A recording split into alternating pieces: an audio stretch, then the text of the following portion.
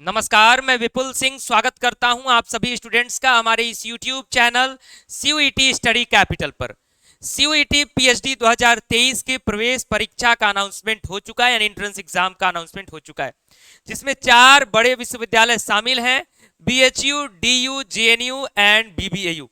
आज के इस वीडियो में बात करेंगे जो लगातार आप सभी की क्वेरीज है कि सर परीक्षा का अनाउंसमेंट तो हो गया है, लेकिन इसकी एलिजिबिलिटी क्राइटेरिया क्या है, इसमें पैटर्न क्या फॉलो होगा, इसका सिलेबस क्या है और इसके साथ ही साथ इसकी कंप्लीट इंफॉर्मेशन क्या है। तो आज के इस वीडियो में आप सभी स्टूडेंट्स के लिए मैं कंप्लीट इंफॉर्मेशन दूंगा, इसलिए हमारे इस चैनल को सब्सक्राइब कर लीजिएगा, बेल आइकन प्रेस कर लीजिएगा और वीडियो को कंप्लीट देखिएगा। कंप्लीट इसलिए देखिएगा कि आपको सब कुछ इसमें समझ में आ जाएगा, और चैनल को सब्सक्राइब करके बेल आइकन इसलिए प्रेस कर लीजिएगा क्योंकि आपके एग्जाम तक हम आपको लगातार गाइड करते रहेंगे, क्योंकि जब अनाउंसमेंट हुआ है तब से हम शुरुआत कर चुके हैं और आपके लास्ट एग्जाम तक, आंसर की तक, रिजल्ट तक, सारी चीजों में हम आपको गाइड करते रहेंगे। अभी तो ये शुरुआत है।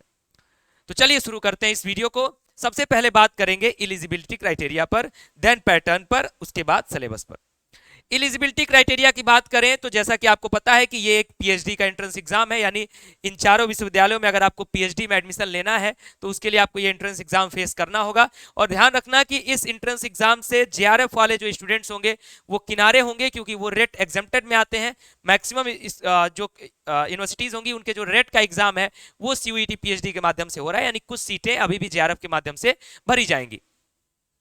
एलिजिबिलिटी की बात करें तो आप पोस्ट ग्रेजुएट होने चाहिए या फिर उसके बराबर, उसके लेवल का जो भी आपके अदर अदर सब्जेक्ट में हो सकता है, कहीं कहीं पोस्ट ग्रेजुएट नहीं नाम दिया जाता है, कुछ और नाम दिया जाता है उस डिग्री का। तो अगर आप उसके इक्विवेलेंस कोई भी डिग्री ले रहे हैं तो आप इसके लिए एलिजिबल हैं। एज लिमिट के बारे में भी कुछ लोगों का सवाल था, सर क्या इसके लिए कोई एज लिमिट है? तो कोई एज लिमिट नहीं है, यानी 0 एज लिमिट है। आप कभी भी इसका एंट्रेंस एग्जाम दे सकते हैं किसी भी उम्र में। पैटर्न की बात करते हैं जो कि सबसे अहम हो जाता है, क्योंकि नेट जेआरएफ से इसका पैटर्न बिल्कुल डिफरेंट है और तरीका भी बिल्कुल डिफरेंट है। सबसे पहले तो निगेटिव मार्किंग नेट जेआरएफ में नहीं होती थी, इसमें निगेटिव मार्किंग की सुविधा है, यानी दुविधा सुविधा जो कह लीजिए इसमें है। मैक्सिमम क्वेश्चंस आएंगे, टोटल नंबर ऑफ क्वेश्चंस होंगे 100, ध्यान रखना टोटल क्वेश्चंस 100 आएंगे। मैक्सिमम मार्क्स आपके 400 होंगे, यानी ईच क्वेश्चन आपका कितने मार्क्स का हो रहा है? 4 मार्क्स का हो रहा है। बात रही निगेटिव मार्किंग की तो 1/4 का निगेटिव मार्किंग है, यानी एक सवाल अगर आप गलत करेंगे तो एक नंबर आपका माइनस हो जाएगा, यानी एक नंबर आपका डिडक्ट होगा। समय की बात करें तो आपको कुल 3 घंटे दिए जा रहे हैं इस एंट्रेंस एग्जाम में, यानी कुल समय जो है 3 घंटे का समय आपको दिया जाएगा। समय सफिशियंट है। अब ये जो पैटर्न है 2 प्रकार से डिवाइड किया गया है। टोटल नंबर ऑफ जो क्वेश्चन है 100 है। पार्ट 1 एंड पार्ट 2 इसको कहा गया है। पहले पार्ट में भी 50 सवाल, दूसरे पार्ट में भी 50 सवाल। पहला पार्ट जो है वो होगा रिसर्च मेथोडोलॉजी का, यानी इसमें रिसर्च मेथोडोलॉजी से रिलेटेड जो क्वेश्चंस हैं वो पूछे जाएंगे और कुल मिलाकर के ये 50 सवाल होंगे। इसमें हिंदी और इंग्लिश माध्यम को लेकर के जो बवाल छिड़ा था, जो एनटीए ने तानाशाही रवैया अपनाया था, उसका हम लोगों ने विरोध किया और वो निर्णय वापस हो चुका है। हमारे चैनल पर आप वो वीडियो देख सकते हैं।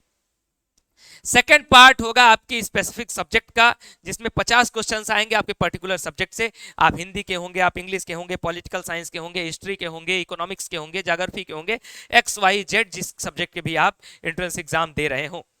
अब अगले एक पॉइंट पर बात कर लेते हैं। तो तीसरा हमारा पॉइंट है सर सिलेबस क्या होगा, यानी हमें पढ़ना क्या होगा, रिसर्च मेथोडोलॉजी में क्या पढ़ना होगा और हमारे स्पेसिफिक सब्जेक्ट में क्या पढ़ना होगा। एनटीए की एक कमी है जो कि बार बार प्रदर्शित होती है। अब इन्होंने, अभी तक आप पोर्टल चेक करेंगे, कहिएगा तो मैं पोर्टल चेक करके भी किसी दिन दिखा दूंगा।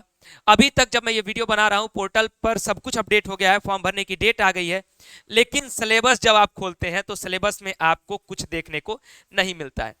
परीक्षा का डेट आ गया, परीक्षा का सब कुछ आ गया, अब परीक्षा का जो सिलेबस है वो नहीं दिख रहा है। अब हम कैसे मान लें कि सिलेबस क्या होगा? वैसे मैं यही कहूंगा कि अभी आप लोग जो नेट के लिए रिसर्च मेथोडोलॉजी पढ़ते थे उसी के लेवल का पार्ट ए के लिए पढ़िए और पार्ट 2 के लिए अपने नेट के लेवल का ही आप सिलेबस पढ़िए, यानी स्पेसिफिक सब्जेक्ट का सिलेबस पढ़िए। अब हो सकता है कि एनटीए उस सिलेबस में से कुछ काट छाट करे, क्योंकि यूजीसी नेट का सिलेबस अलग होता, बिल्कुल काफी अच्छा खासा होता था। अब इसमें क्या कम करेंगे या बढ़ाएंगे, ये निर्णय अभी देखने वाला होगा। यानी अभी एलिजिबिलिटी क्राइटेरिया पर स्टेटमेंट क्लियर है, पैटर्न पर स्टेटमेंट क्लियर है, सिलेबस पर स्टेटमेंट क्लियर नहीं है।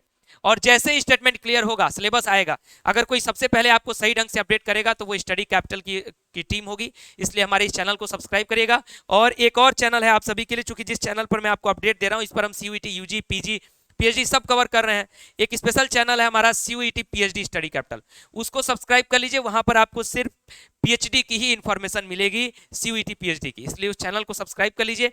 अभी के लिए मैसेज आप कर सकते हैं, हमें कोई भी गाइडेंस चाहिए कि सर मुझे तैयारी में ये समस्या है, या फिर मैं घुमा फिरा करने का मतलब ये है कि अगर आप किसी भी सब्जेक्ट की तैयारी कर रहे हो तो मैसेज कर दीजिए, सर मैं CUET पीएचडी की तैयारी कर रहा हूं और फला सब्जेक्ट की कर रहा हूं, इंग्लिश की कर रहा हूं कि किसकी कर रहा हूं। हम आपका नंबर सेव रखेंगे, जो जो गाइडेंस हो सकेगा हमसे, हम वो सारे गाइडेंस आपको बिल्कुल अच्छे ढंग से प्रोवाइड कराने का प्रयास करेंगे।